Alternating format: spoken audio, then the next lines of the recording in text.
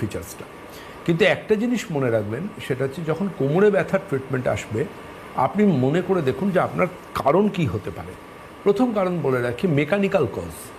আমি শব্দগুলোটা এরকম ব্যবহার করি, আর মেকানিক্যাল ইঞ্জিনিয়ারিং হয়, মেকানিক্যাল কজ বলি বা টেকনিক্যাল কজ বলি। জানবেন অনেকে ট্রেন থেকে নামতে উঠতে গেলেন, পড়ে গেলেন।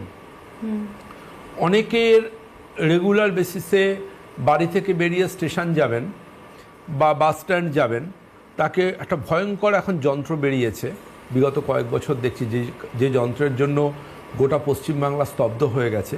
সেই যন্ত্রের জন্য আমরা মানে বন্ধুদের সাথে টোটো করে সারাদিন ঘুরে বেড়াস, ছোটোবেলায় সবাই গুরুজনরা বলতেন।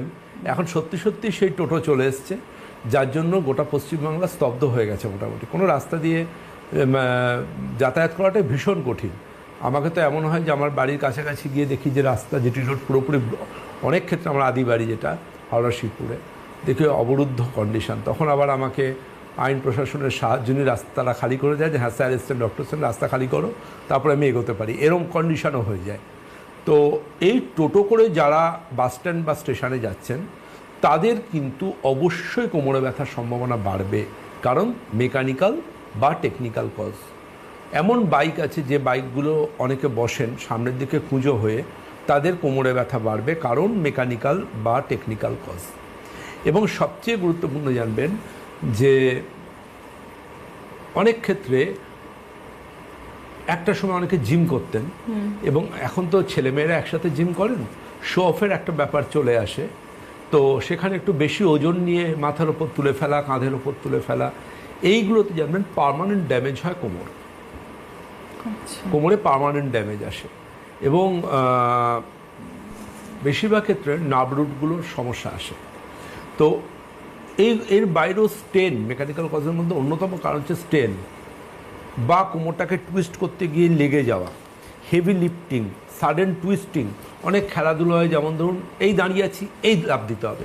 যেমন ক্রিকেট যারা খেলেন, তাদের যারা স্লিপে ফিল্ডিং করেন বা কিপিং করেন, যে কোনো সময় বডিটাকে যে কোনো দিকে ঝাঁপিয়ে পড়তে হবে। কিংবা যারা টেবিল টেনিস খেলেন, কিংবা যারা লন টেনিস খেলেন, ব্যাডমিন্টন খেলেন, ভলিবল খেলেন, তারা এই দাঁড়িয়ে আছেন, এই স্টান্স নিতে হচ্ছে। এই ধরনের যে এক্সারসাইজ বা খেলাধুলোগুলো, মার্শাল আর্ট, এগুলোতে কিন্তু ভীষণ রকম চান্সেস থাকে কোমরে ইনজুরির। তার জন্য এগুলো করার আগে এবং এই খেলাগুলো করার আগে, আমরা যেহেতু স্পোর্টস মেডিসিনের সাথে প্রচুর কাজকর্ম করেছি, এই ধরনের খেলাধুলোর আগে এবং খেলাধুলোর পরে প্রি ওয়ার্কআউট, পোস্ট ওয়ার্কআউট ভীষণ ইম্পর্ট্যান্ট। প্রপার স্ট্রেচিং ভীষণ ইম্পর্ট্যান্ট।